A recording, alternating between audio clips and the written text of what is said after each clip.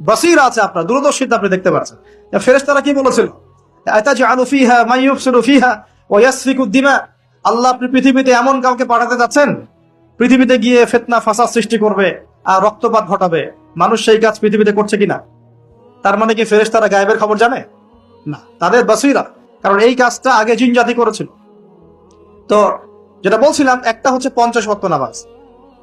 2 number, আল্লাহ পাক সূরা বাকারার শেষের 3টা আয়াত দিয়েছেন। কয়টা আয়াত? কোন বর্ণনা এসেছে 2টা আয়াত, আর কোন বর্ণনা আছে শেষের 3টা আয়াত। লিল্লাহি মা ফিস সামাওয়াতি, এখান থেকে ফানসুরনা আলাল কওমিল কাফিরিন পর্যন্ত এই 3টা আয়াত যে ব্যক্তি রাত্রেবেলা পড়ে ঘুমাবে সারা রাত ইবাদত করার নেকি পাবে ইনশাআল্লাহ। পারা যাবে না এটা পড়তে? আজকের লেকচার শোনার পরে যতদিন বেঁচে থাকবেন একদিনও এই আয়াতগুলো না পড়ে ঘুমাবেন না ইনশাআল্লাহ। পারবেন তো ইনশাআল্লাহ? আলী রাদিয়াল্লাহু আনহু বলতেন, কোন বুদ্ধিমান মানুষ রাতের বেলা এই 3 আয়াত না পড়ে ঘুমাতে পারে না। যার বুদ্ধি আছে সেটা না পড়ে ঘুমাইতে পারে না। কারণ এই 3টা আয়াত তেলাওয়াত করে ঘুমালে আপনি সারা রাত নফলের ইবাদত পাচ্ছেন, নেকি পাচ্ছেন। সারা রাত নফল ইবাদতের নেকি পাচ্ছেন, এবং রাতের বেলা যে যে জিন, জাদু, কুফরি কালাম, দৃশ্য অদৃশ্যের যে ক্ষতিগুলো আছে, এই সবকিছু থেকে আল্লাহ আপনাকে হেফাজত করবে ইনশাআল্লাহ। অতএব এটা একটা গিফট আল্লাহ পাক দিয়েছেন মেরাজের রাতে।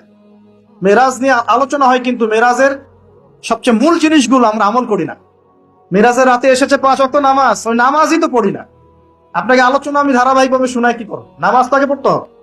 তারপরে কোরআন দিয়েছেন আল্লাহ পাক, সূরা বাকারার শেষের 3 আয়াত। এই এতটুকু মুখস্থ করতে পারে না মুসলিম উম্মার যুবকরা। এদিকে একদম Bankimchandra, Saratchandra, physics, chemistry, biology, ইতিহাস, সাহিত্য সব পড়ে শেষ করে ফেলাইছে। হুমায়ুন আহমেদ, হুমায়ুন আজাদ পড়ে শেষ, হিমু হয়ে ঘুরে বেড়াচ্ছে রাস্তাঘাটে, কিন্তু তাই না?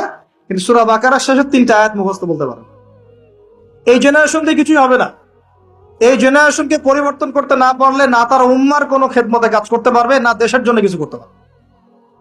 দেশের জন্যও কিছু করতে পারবে না, উম্মার জন্য করা তো অনেক দূরের কথা। সারাদিন পরে আছে গার্লফ্রেন্ড নিয়ে, মাদক দ্রব্য নিয়ে, পর্নোগ্রাফি নিয়ে, এই মাদক, গাঁজা, ইয়াবার আসর নিয়ে। তারপরে কোন কোন ক্ষেত্রে দেখা যায় হকি স্টিক নিয়ে মারামারি করে বেড়াচ্ছে, হল দখল করবে। হয় না এগুলা?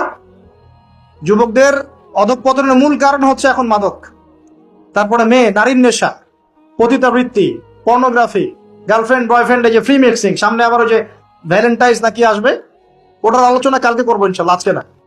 তো এগুলো নিয়ে আমাদের যুব সমাজকে ব্যস্ত রাখা হয়েছে, অথচ এই যুবকরা এখন 5 ওয়াক্ত নামাজ, নামাজের হুকুম আহকাম, ওযুর নিয়ম কানুন, ফরজ, ওয়াজিব, সুন্নত, মুস্তাহাব, ফিকহের মাসলা মাসাইল, কোরআন রিডিং করতে পারা, এই বেসিক জ্ঞানগুলো পর্যন্ত অর্জন